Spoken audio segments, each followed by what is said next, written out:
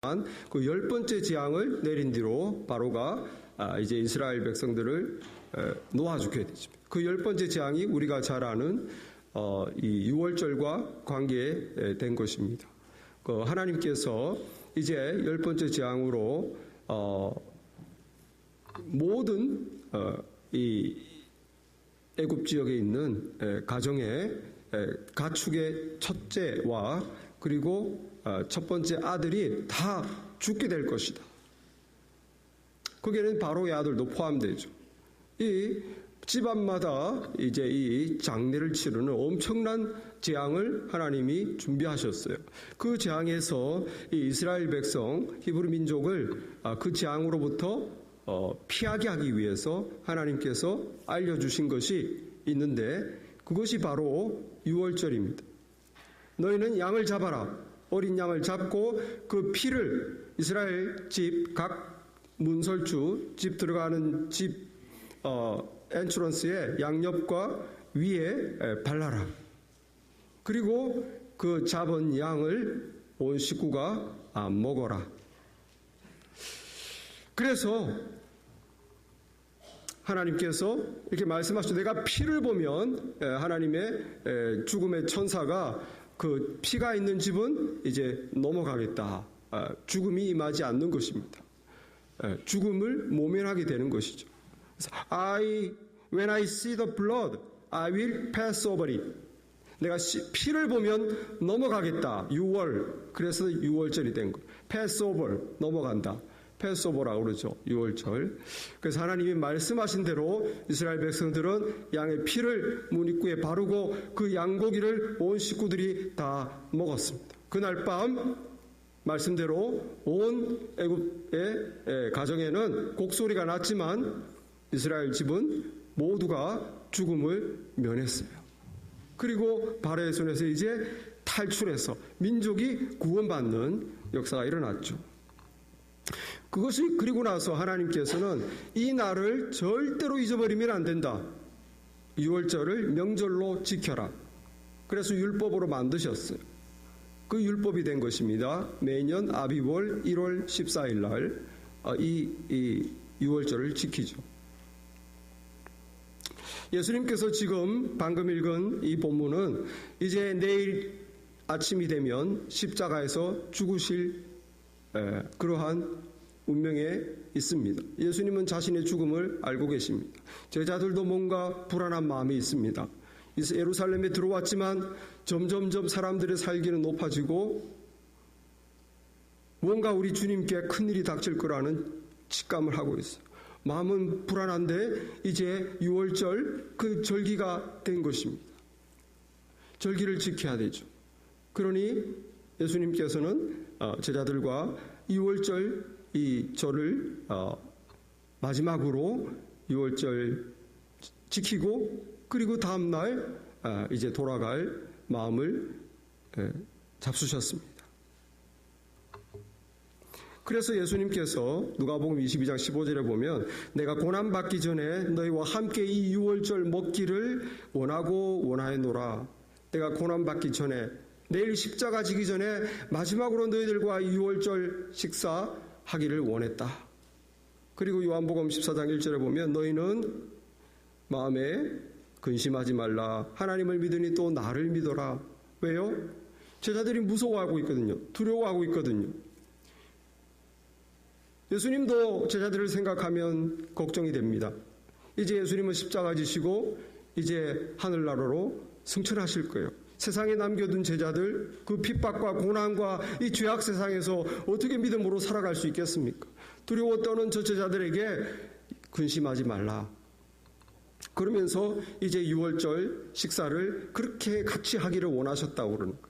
그 6월절 식사를 왜 같이 하기 원하셨을까요? 예수님께서는 이 6월절 식사를 하면서 정말 이 6월절의 의미가 무엇인지 그걸 가르쳐 줌으로써 세상에 남겨진 제자들이 떨지 않고 무서워하지 않고 정말 믿음의 사람으로 하나님의 사람으로 살아갈 수 있도록 그 비밀을 가르쳐 주기 위해서 이 식사를 하기 원한 것이었습니다. 그래서 이렇게 6월절 명절 양고기를 먹는 식사를 해야 되는데 놀랍게도 우리 주님께서는 이스라엘 백성들이 모세 이후로 1500년 동안 지켜온 이 명절을 파격적으로 이 밤에 바꾸시는 거예요. 양을 안 잡습니다. 양고기를 같이 먹고 그 피를 흘려야 되는데 양을 잡지 않고 예수님께서는 이 어린 양, 1500년 동안 이스라엘 백성들이 율법을 지켜왔던 이 양의 실체가 누굽니까? 예수님이시죠. 그래서 양고기를 잡지 않고 식탁에 제자들을 다 둘러앉게 하고 떡을 떼면서 제자들에게 떡을 주면서 자, 받으라. 이것은 내 몸이다. 양을 주셔야 되는데 양을 주지 않고 떡을 주시는 거예요. 여러분, 예수님께서는 하나님이시죠. 세상에 오셨습니다. 여기에 보면 말씀에 떡을 가지사 축복하시고 떼어 제자들에게 주시며 떡을 가지사 떡을 취하시고 그리고 자신을 떡을 주면서 나다 하면서 나를 먹으라고 하는 거예요. 여러분, 예수님은 세상에 인간으로 취하셨습니다. 인간의 몸을 취하셨어요. 그리고 예수님은 음식같이 자신의 몸을 우리에게 주셨습니다.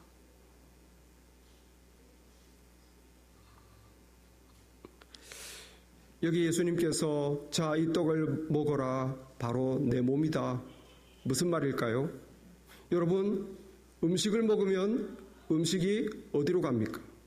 음식이 내 몸 안에 들어가죠. 지금 두려워 떨고 있는 제자들에게 예수님이 나를 먹어라 하는 이유는 너희들이 나를 먹으면 내가 너희 안에 들어간다는 거예요. 무서워하지 마라. 두려워하지 마라. 내가 이제 사라질 것이지만 나는 너희 속에 언제나 같이 있을 것이다. 여러분, 예수님이 우리 믿는 자들에게 성령으로 늘 우리 안에 계심을 믿습니까? 여러분, 이걸 우리가 믿어야 됩니다. 예수님이 지금 여기에 말씀하셨어요. 음식이 내 안에 있듯이 예수님이 모든 믿는 사람 마음에 있습니다. 그리고 예수님은 우리 삶 속에 있어요. 예수님은 우리 삶에 관심이 있고 우리를 지켜보고 우리 삶은 예수님 밖에 있지 않습니다. 예수님 안에 있습니다. 그리고 예수님은 또 내 안에 있습니다. 그러니 무서워하지 마라. 세상 외로워하지 마라. 겁내지 마라. 너희들은 죄를 이길 수 있다. 세상 하나님의 사람으로 살아갈 수 있다. 내가 너와 항상 같이 있다. 너희 속에 있다. 이 음식을 먹어라. 그리고 기억해라는 거예요. 내가 너희 안에 있다는 걸 기억해라는 거예요. 여러분, 이 음식을 먹으면 음식이 어떻게 됩니까? 내가 됩니다. 소화가 돼서 내 살이 되고 피가 되고 음식이 바로 내가 되는 거예요. 여러분, 예수님이 우리 안에 있다고 그러는데 우리 마음 한쪽 구석에 그냥 서 계신 게 아닙니다. 예수님이 우리 안에 있다라고 할 때는 예수님이 결국은 내가 되시는 것이고 내가 예수님이 된다는 거예요.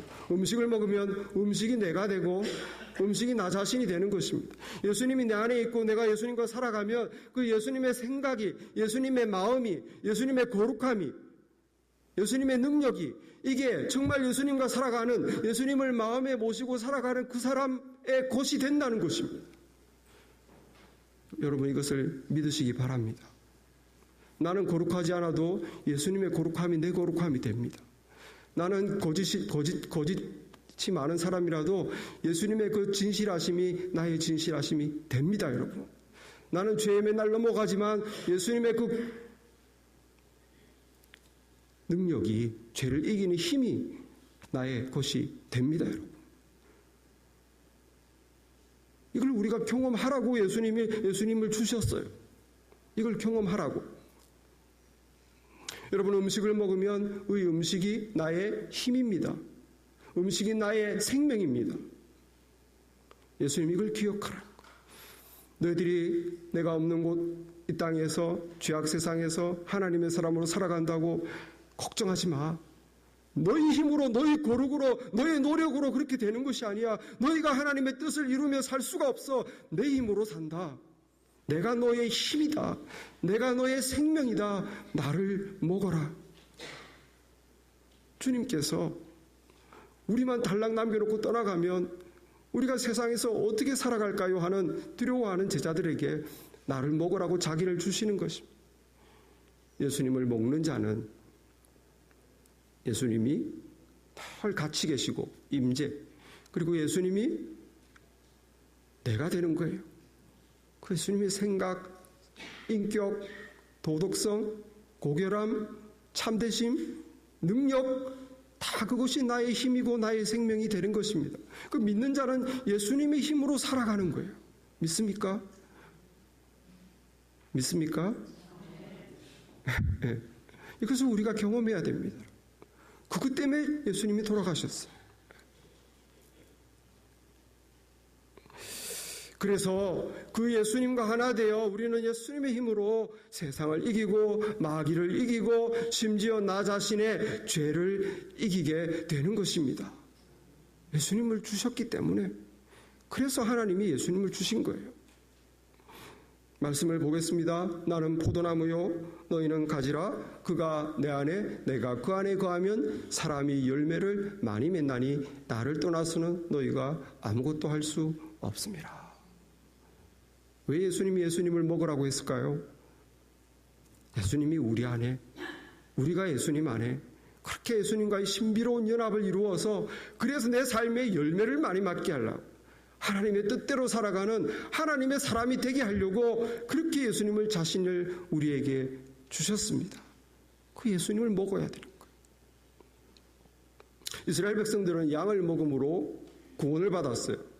우리 하나님의 사람들은 예수님을 먹어야 우리 삶에서 구원을 받습니다, 여러분. 십자가의 날 위해 돌아가셨다, 그걸 믿는다고 내 삶에 구원받는 게 아니에요. 그거는 내가 죄 사함을 받고 하나님 앞에 법적으로 의롭다함을 얻는 것이지, 내 삶이 구원은 내가 날마다 예수님을 먹고 예수님과 함께 살아가야만 우리는 하나님의 사람으로 살 수 있습니다. 그래서 예수님을 주신 거예요. 여러분, 주님의 만찬에 오늘 이렇게 주님의 떡을 먹을 때, 주님이 나를 위해 몸을 주시고 몸을 세상에 오셔서 인간으로 몸을 취하시고 그리고 그 몸을 우리에게 주시니 감사합니다. 기억하고 감사하는 것만으로는 안 돼요. 부족합니다. 여러분, 누군가가 여러분에게 스타벅스 기프트 카드를 주면서 자, 마음껏 즐기십시오. 선물입니다. 그동안 감사했습니다. 그러면 여러분이 그 기프트 카드를 받고 얼마나 그 은혜를 기억하고 또 감사하겠습니까? 그런데 그거를 기억하고 감사는 하는데 스타벅스를 안 가는 거예요. 그걸 안 찾아먹어. 리디임을 안 해. 그러면 얼마나 손해일까요? 네. 우리에게 아무 이익도 안 되는 거죠. 괜찮아요. 그건 커피이기 때문에. 그러나 하나님께서 예수님을 우리에게 주셨는데 그 은혜를 예수님이 우리에게 오셔서 그것이 예수님이 나의 힘이 되고 내가 예수님같이 되고 예수님이 나를 이끌어 가시고 하나님의 사람으로 살아가는 이 엄청난 은혜와 축복과 파워를 주셨는데 이 예수님을 안 먹는다면, 이 예수님을 내가 함께 살아가지 않는다면 이거는 엄청난 손해입니다. 크리스찬이 됐지만 크리스찬으로 살 수가 없어요. 예수님이 없다면 어마어마한 손실. 여러분, 예수님을 우리에게 주셨기 때문에 여러분이 예수님을 날마다 먹으시길 바랍니다. 예수님을 먹는다는 게 무슨 말입니까? 먹는다는 게 무슨 말입니까? 먹으면 음식이 내 안에 들어오죠. 예수님을 먹는다는 것은 예수님을 내가 내 마음에 모셔드리는 걸 말합니다. 어떻게 먹습니까? 어떻게 모셔드립니까? 기도로, 진실한 기도로 예수님을 마음에 모셔드립니다. 어떻게 모셔드립니까? 하나님 말씀을 예수님 말씀을 들음으로 예수님을 모셔드립니다. 예수님은 내 마음에만 모셔드리는 게 아니라 내 삶에도 모셔드려요. 주님, 내가 어렵습니다. 마음이 괴롭습니다. 유혹이 심합니다. 주님, 내가 요즘에 무슨 계획이 있는데 갈등이 있습니다. 어떤 사람과 힘듭니다. 내 삶에 주님을 모셔드립니다. 어떻게 해요? 기도로 주님을 모셔드려요. 내 삶에 주님을 모셔야 되면 어떻게 해요? 주님께 순종함으로 내가 말씀대로 살아가는 거 주님을 내 삶에 모셔. 그렇습니다. 주님이 원하시니 내가 용서하겠습니다. 그렇습니다. 주님이 원하시니 내가 손해 보겠습니다. 주님이 원하시니 내가 먼저 헌신하겠습니다. 주님을 내 삶에 모셔드리는 거예요. 여러분, 오늘 우리가 주님의 이 몸을 받을 때 주님을 주신 그 은혜를 기억하고 감사하기를 바랍니다. 그게 성만찬의 의미예요. 성만찬은 기억하고 감사하는 것입니다. 그러나 그것으로 끝나면 안 돼요. 우리는 날마다 주님을 먹어야 됩니다. 기억하고 감사만 해라고 주님이 우리 주님을 주지 않았어요. 기억하고 감사만 해라고 그런 게 아닙니다. 날마다 주님을 기억하고 감사하면서 이제 내일부터 날마다 주님은 내 삶에 내 마음에 모셔드리면서 주님이 내가 되면서 거기서 모든 양분과 힘과 에너지와 생명을 누리면서 정말 부끄럽지 않은 하나님의 사람으로 살아가는 것. 그래서 작지만 내 삶을 통해 나의 모습을 통해 하나님의 영광이 드러난다면, 진리가 나타난다면, 내가 하나님의 사람으로 이 어둠을 비춘다면 그게 우리의 가치 아니겠습니까?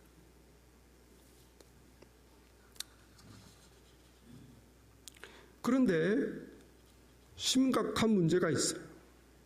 하나님께서, 예수님께서 우리 죄인인 우리에게 자신을 주셨습니다. 하나님이 우리 마음에 들어온다면, 내 삶에 들어온다면 다 끝난 거예요, 사실은. 엄청난 것이죠. 내가 사는 게 아니라 내 안에 하나님이 사신다면 어떻게 되겠습니까? 놀라운 것이죠. 그런데 심각한 문제는 무엇입니까? 하나님은 내 안에 들어올 수 없다는 것입니다. 예수님은 하나님으로 너무 거룩하세요. 우리 마음에 들어오기에 너무 거룩하다는 거예요. 예수님이 내 마음에 들어오기에는 내 마음은 거짓된데 예수님은 너무 참되십니다. 그게 문제예요. 예수님이 내 마음에 들어오시고 내 삶에 들어와야 되는데 그러기에는 내가 너무 더럽다는 거예요. 예수님은 너무 깨끗하십니다. 그분은 하나님이십니다. 죄와 같이 있을 수가 없습니다. 자기를 주셨는데 받을 수가 없어요. 받을 수가 없어요. 그래서 예수님께서 또 떡만 주셔서 안 되고 피를 주셔야 되는 거예요. 피를. 그래서 24절에 이렇게 잔을 또 주시면서 예수님이 말씀합니다. 이것은 많은 사람을 위하여 흘리는 나의 피 곧 언약의 피니라. 언약의 피니라. 약속의 피다. 하나님과 죄인인 인간 사이에 약속을 맺는, 피로 맺는 약속이다. 사실 이 예수님께서 인간과 하나님 사이에 자신의 피 흘려서 약속을 맺었어요. 그런데 이 약속은 첫 번째 인간과 하나님 사이 약속이 아니고 두 번째 약속입니다. 두 번째 언약입니다. 언약, 하나님과 인간 사이의 계약이죠. 첫 번째 언약, 계약은 모세의 중재로 이스라엘 백성과 하나님 사이에 있었어요. 출애굽기 24장에 보면 시내산에서 이제 모세가 하나님으로부터 율법을 딱 받습니다. 그 율법이 뭡니까? 하나님의 사람은 이렇게 살아야 된다는 거예요. 세상 사람들은 몰라도 하나님의 사람은, 구원받는 사람들은 이렇게 살아야 된다는 하나님의 뜻을 받아왔어요. 그래서 이스라엘 백성들에게 낭독을 했습니다. 자, 들으라 하면서 우리는 이제 이렇게 하나님의 백성이니 이렇게 살아야 된다. 그때 이스라엘 백성들이 모두가 그 200만 명이 되는 사람들이 한 목소리로 여호와여, 여호와의 모든 말씀을 우리가 준행하겠습니다. 지키겠습니다. 약속이 체결됐어요. 약속이. 하나님과 인간 사이에 약속이 체결됐다는 거예요. 하나님은 이렇게 살아라. 예, 우리가 그렇게 살겠습니다. 약속이 체결됐어요. 그 약속이 체결될 때 이 짐승에 피를 뿌렸습니다. 그것은 무엇입니까? 생명을 걸고 지키겠다는 거예요. 못 지키면 우리의 생명이 담보가 되는 것입니다. 하나님이 인생을 향하여 이렇게 살아라. 예, 우리는 여호와 하나님만을 섬기며 말씀대로 살겠습니다. 그렇게 살지 못하면 우리의 생명을 드리겠나이다. 이것이 첫 번째 인간과 하나님 사이의 계약입니다. 중재자는 모세였어요. 이거는 그냥 이스라엘과 하나님이 아닙니다. 사실 이 계약은 인간과 하나님의 계약을 보여주는 거예요. 태초에 인간에게 하나님께서 이렇게 살아라고 이렇게 하라 그랬는데 인간이 하겠다 했지만 그렇게 못할 경우는 종종 죽으리라. 결국 인간과 하나님 사이에 원래부터 계약이에요. 우리는 하나님께 순종해야 되는 인간이고 하나님은 우리에게 어떻게 살라 말씀을 하셨습니다.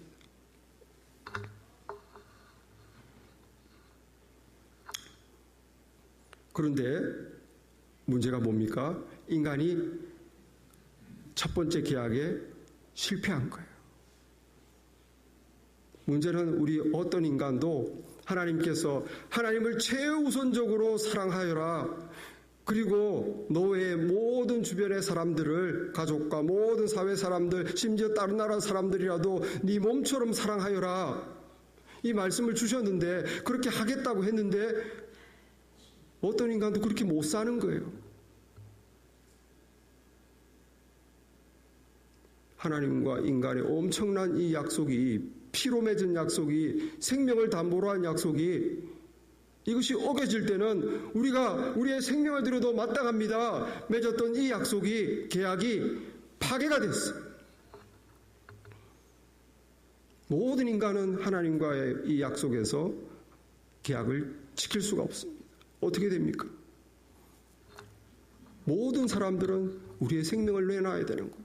왜? 하나님이 살도록 했는데 모든 걸 주셨는데 하나님 뜻대로 살지 못하기 때문입니다. 하나님 뜻대로 살기 않기 때문입니다. 그래서 하나님께서는 어떻게 하셨을까요? 우리가 도저히 이 약속을 지킬 수 없다는 걸 아시기 때문에 두 번째 인간과 하나님과의 두 번째 언약을 준비하실 거예요. 모세가 중재자가 아니라 예수님이 중재자입니다. 인간과 하나님 사이에 또 다른 계약이 맺어지는 거예요. 이 계약은 무엇이냐? 너희들의 모든 말씀대로 지키지 못하는 인간의 모든 죄를 다 용서해 주겠다. 내가 기억도 하지 않겠다. 그리고 앞으로는 내가 율법을 던져줘서 지켜라 하지 않고 너희 마음속에 내가 내 법을 너희 마음속에 나를 믿는 너희 마음속에 넣어서 너희들이 마음으로부터 나를 따르도록 나의 백성이 되도록 하겠다. 하나님께서 그 인간과 하나님 사이의 두 번째 계약을 준비하셨어요. 그리고 그것을 앞으로 올 메시아 구원자가 나타나면 그 계약을 이룰 것이라고 중재할 것이라고 예언을 했습니다. 하나님 말씀에 그래서 레위기서 31장 33절 34절 보면은 이 하나님과 인간의 두 번째 언약이 나옵니다. 그러나 그날 후에 내가 이스라엘 집과 맺을 언약은 이러하니 내가 내 법을 그들의 속에 두며 그들의 마음에 기록하여 나는 그들의 하나님이 되고 그들은 내 백성이 될 것이다. 여호와의 말씀이니라. 이제 그들이 그 뒤에 큰 자까지 다 나를 알기 때문이라. 중간 밑에 보겠습니다. 내가 그들의 악행을 사하고 다시는 그 죄를 기억하지 아니하리라. 여호와의 말씀이니라. 할렐루야. 이 인간과 하나님의 새로운 계약을 하나님이 예레미야 선지자를 통해서 준비하셨어요. 왜? 첫 번째 계약이 실패되었기 때문에. 어떤 인간도 하나님 말씀대로 못 살기 때문에 그들이 다 생명을 내놓아 죽을 수밖에 없게 되었기 때문에 하나님이 그들을 구원하기 위해서 두 번째 계약 그들의 모든 죄를 용서하고 기억도 하지 않고 앞으로는 그들 마음속에 내 법을 넣어주어서 그들이 마음으로부터 지키게 해서 내 백성이 되게 하겠다. 이 두 번째 계약이 어떻게 맺어졌습니까? 그걸 예수님이 그 두 번째 계약을 맺는 중재자로 오신 거예요. 그 말씀이 24절 말씀. 이것은 마태복음에 보면 죄사함을 얻게 하려고 빠졌어요. 예. 이것은 죄사함을 얻게 하려고 많은 사람을 위하여 흘리는 나의 피 곧 언약의 피니라. 이 두 번째 언약이 피로 맺어. 이 피는 왜 흘립니까? 예수님이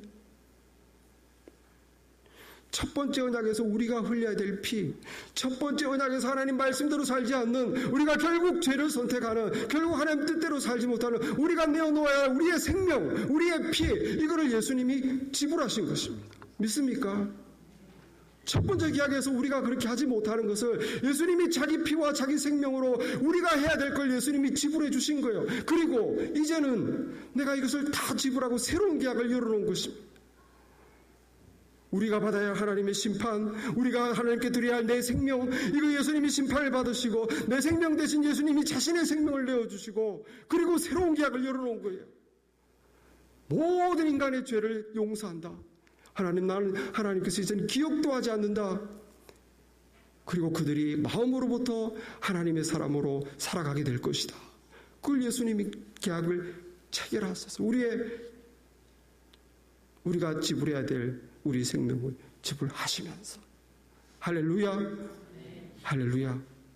그것이 예수님의 피로 세우시는 언약입니다. 얼마나 감사합니까?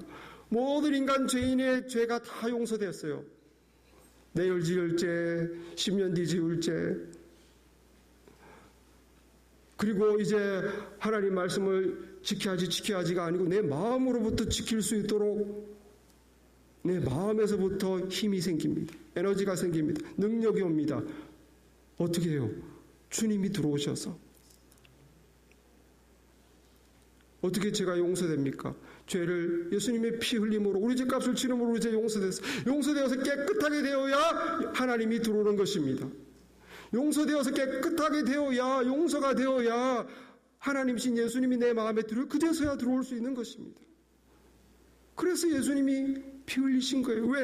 우리 속에 들어오셔서 하나님의 법을 우리 속에서 목자로서 우리의 생명으로서 힘으로서 우리를 이끌어 가시기 위해서. 그래서 주님이 우리를 깨끗게 하신 거예요. 할렐루야. 근데 여러분, 하나님이 예수님이 하실 건 다 했어요. 예수님 우리 죄값도 다 치루었고 우리가 용서받을 수 있는 그 길을 다 열어놓으셨고 자기의 몸들이고 피 흘리셔서 우리가 갚아야 될 걸 예수님이 다 갚아주셨어요. 예수님 할 건 다 했습니다. 이제 인간이 할 게 남았어요. 이 계약이 체결되기 위해 인간이 할 게 남았습니다. 그게 무엇입니까? 여러분, 6월절 이스라엘 백성들이 구원받을 때 이스라엘 백성들이 양고기를 먹고 또 뭐 했죠? 피를 발랐죠. 피를 발랐습니다. 양을 먹기 전에 피를 먼저 발랐어요. 여러분, 주님이 내한테 들어오시기 전에, 주님을 먹기 전에 주님의 피가 여러분의 영혼에 발려 있어야 됩니다. 그건 내가 해야 되는 것입니다. 주님의 피를 여러분의 영혼에, 나의 죄된 영혼에 주님의 피를 발라야 되는 거예요. 그것이 무엇입니까? 회개입니다. 회개. 예수님이 이미 십자가에서 모든 걸 우리의 것을 다 처리해 주셨어요. 근데 그것을 우리가 받으려면 피를 내 영혼에 바르고 회개를 해야 돼요. 주님, 하나님, 십자가에 나 대신 돌아가신 주님을 보면서 주님, 그렇습니다. 저는 죄인입니다. 하나님 앞에서 추한 악한 거짓된 결코 천국에 갈 수 없는 죄인입니다. 제가 하나님 앞에서 사람들 앞에서가 아니라 하나님 앞에서 죄인 된 것을 자백합니다. 리펜턴스가 있어요. 회개가 있어요. 그러면 주님이 그 피가 우리 마음에 효력이 생겨서 주님의 그 피가 우리의 죄를 다 씻는 줄 믿습니다. 이것이 첫 번째, 두 번째 언약이에요. 두 번째 언약의 놀라운 축복입니다. 회개하십니다. 회개만 하면 돼요. 내가 죄인인 걸 고백하시고 나를 위해 피 흘리신 것을 감사하시면 됩니다. 그리고 마지막 하나가 남았어요. 주님을 마음에 모셔드려야 됩니다. 그것 때문에 돌아가신 거예요. 주님이 인간 마음에 이 더러운 곳에 자신의 피로 우리를 깨끗하게 하고, 그리고 이 깨끗해진 곳에 이제는 하나님이 임마누엘로 우리 인간 안에 들어오셔서, 그 예수님이 우리 안에 들어오셔서 그 예수님의 생각과 감정과 거룩함과 능력과 힘으로 우리와 같이 살아가서 우리가 하나님의 사람으로, 나의 백성, 하나님의 백성으로 살아가도록 그것 위해서 돌아가신 거예요. 그러니 회개했으면 이제 영접해야 됩니다.